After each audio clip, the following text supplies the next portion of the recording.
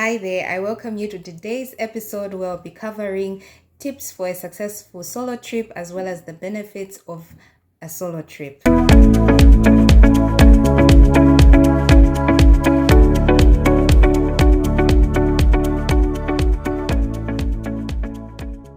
I recently went on a solo trip in Sanga, Nkhatabay at Mphiri Lodge, which is in the north of Malawi.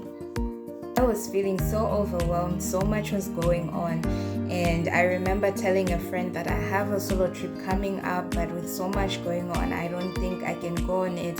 But she encouraged me, actually two friends, they both encouraged me to take the time off, and so I set out to go on this solo trip. I had planned for it earlier, but I felt like if I don't go, then perhaps I could do a few more things, but the more I kept on doing things, the more I felt overwhelmed and the more mistakes I was making, so I just had to go. Trips have become a tradition of mine.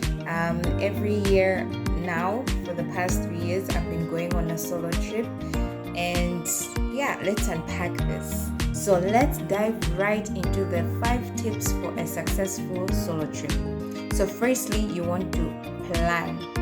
As the saying goes, failing to plan is planning to fail. I usually plan months before the trip, usually at the very beginning of the year. So I plan where I'm going, when I'm going to go, and how I'm going to get there. So when I know where I'm going, I start contacting the places or potential places where I'm going to lodge for the time that I'm going to be there. I cross-check if the days that I plan to be there are going to be available and what the rates are, their current rates, as well as what their rates might be by the time that I plan to be there. So after this is done, that's when I move on to budgeting. So I budget according to the time frame of when I'm going to go there as compared to the amount of time that I have between the time I'm planning and the time that I want to partake on the solo trip. So if I plan that my trip will be in the next 6 months, then I know that I have about 6 months to save up on the accommodation as well as any costs that I might incur for this trip. So other things you want to budget for the cost for local running. I often go on my solo trips using public transport, so you want to also budget for the local running, such as maybe taxis or the kabaza if you want to ride a kabaza.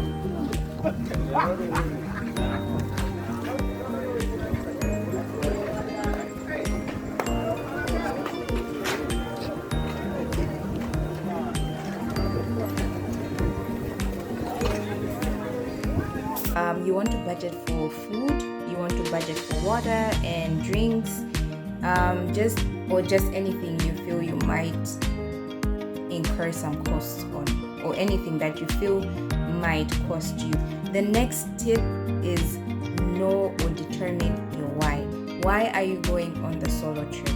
Because when you know why you're going on the solo trip, then that is also going to help you to plan better, or rather to know where you want to have or where you want to go for your solo trip. For example, if you are looking to have fun, if you're looking for an adventure, if you're looking for just to rest, then it's also going to determine which place you want to go to. Because if you're looking for a place that is going to give you some time to rest, then you're obviously looking for some serene and quiet place for your solo trip. Your why will also determine how long you feel this solo trip should be for.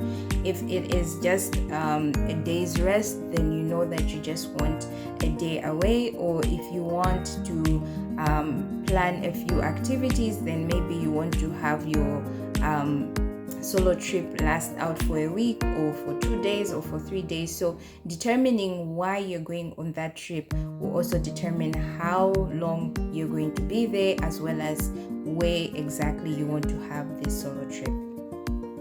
The next tip is plan out your activities or determine what exactly you're going to be doing on your solo trip. The last thing you want is to go on a solo trip and be clueless as to what to do with yourself. For example, last year, my solo trip, I had planned to go to Chipoka. I'd never been to Chipoka before, so I had hoped to use the opportunity for that solo trip to visit Chipoka, and so that my solo trip destination for last year was Salima.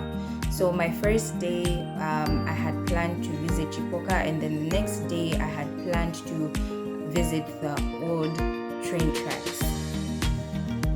So this time around, my solo trip was centered around the overwhelm that I was going through.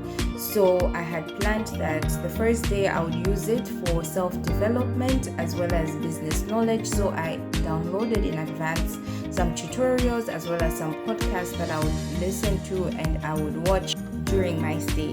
And then the next day I had planned that it would be fully dedicated to all things spiritual. So I had sermons and different podcasts and teachings that I downloaded in advance, because often when I go on my solo trips, I go completely offline. I only keep my personal line open for my husband and my kids, as they are the only ones that I usually often communicate with during my solo trip. Lastly, you want to have contingency.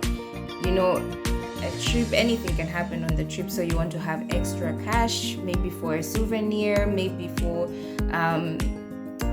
underestimated costs and all that. So make sure that you have some contingency, some cash, some extra cash with you as you're traveling on your solo trip. And that's it for today.